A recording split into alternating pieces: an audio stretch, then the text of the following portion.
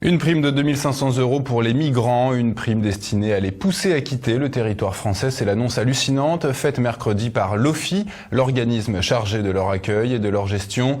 2 500 €, c'est ce que gagnent de nombreux Français après 2 mois de travail. Enquête, Natacha Königsberg.